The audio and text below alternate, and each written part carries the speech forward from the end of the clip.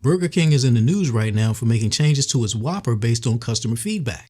But there are a lot of folks who are looking to make a change away from fast food altogether, and Sharon's Black Eyed Pea Burger is a fantastic option. Black Eyed Pea Burger? I know, right? I was skeptical at first too. When she told me that that was the video we were going to make that day, I was thinking, who wants to eat a Black Eyed Pea Burger? But after I tried it, I became an instant fan.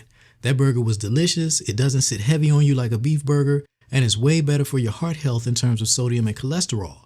And it's way better for your wallet, especially if you're talking about feeding a family, because even fast food has gotten really expensive these days.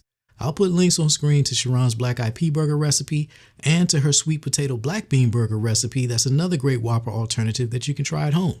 Thanks for watching, and I'll see you in the next video.